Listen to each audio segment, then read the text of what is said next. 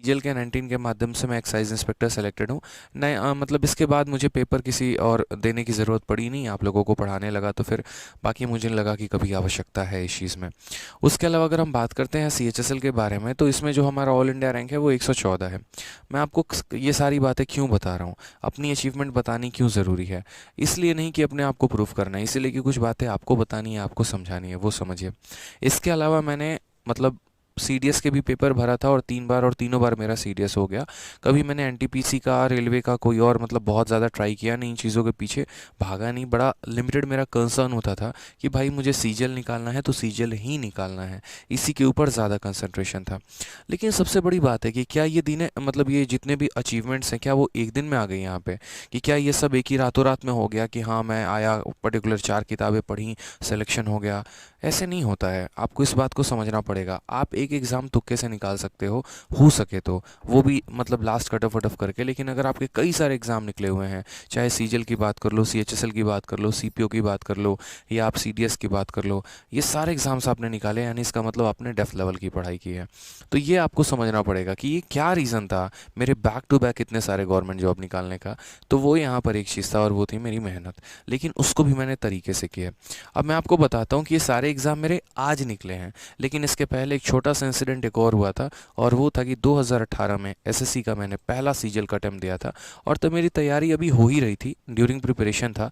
और उस समय मेरी इंग्लिश भी बहुत ज़्यादा कंप्लीट नहीं थी, रीजनिंग भी बहुत ज़्यादा कंप्लीट नहीं थी। भगवान के दया से प्री में 170 नंबर आ गए थे। ठीक है, नॉर्मलाइज्ड स्कोर था 170 नंबर। उसके बाद जो है मेंस में भी बहुत अच्छा स्कोर रहा, लेकिन लास्ट लास्ट तक जाके 1.4 या समथिंग मार्क्स से अपन रह गए थे यहाँ पे। ठीक है, तो अच्छा हुआ जो यहाँ रह गया, मैं बहुत खुशनसीब मानता हूँ। आज मैं डिस्कशन भी कर रहा था टीम के साथ, मैंने कहा यार बहुत अच्छा हुआ कि 2018 में जो है ना सिलेक्शन नहीं हुआ, क्योंकि क्या पता इसमें टैक्स असिस्टेंट मिल भी जाता 2 नंबर होने की वजह से, तो मैं इतनी सारी चीज़ें नहीं कर पाता कि एक्साइज इंस्पेक्टर बनना है, ये बनना है, वो बनना है।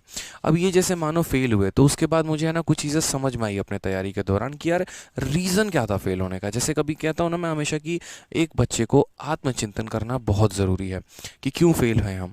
आपका मॉक में नंबर कम आता है, तो मॉक में नंबर कम आता है तो आप उसमें सोचा करो ना कि मेरे नंबर क्यों कम आए, मेरा मैथ्स में नंबर क्यों कम आ रहा है, मेरा रीजनिंग में नंबर क्यों आ रहा है, मेरे जीएस में नंबर क्यों आ रहा है। बहुत ऐसे बच्चे होते हैं, मॉक देंगे, सबमिट करेंगे, स्किप करके आगे बढ़ जाएंगे, मतलब ही नहीं आ रहा है, क्या ज़रूरत है देखने की। ये सबसे बड़ी गलती आप वहाँ करते हैं।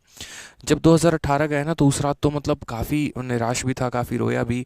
लेकिन एक दो दिन बैठा, क्योंकि यार हम लोग ऐसे हैं ना कि आज नहीं तो कल तो वापस अपनी तैयारी शुरू करनी है। ऐसा थोड़ी है कि पेपर नहीं निकला तो चलो बिजनेस पीछे रखा हुआ है, जाके संभाल लेंगे, नहीं।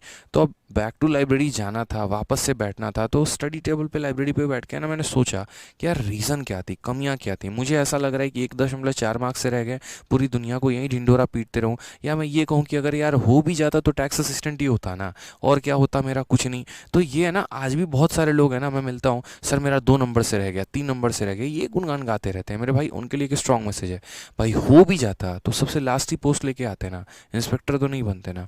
यानी कमी है, कमी है तो रीज़न फाइंड आउट करो। जैसे मेरे अंदर रीज़न था वो ये था, ओवर कॉन्फिडेंस। ओवर कॉन्फिडेंस पता है क्या होता है? कई बार तैयारी के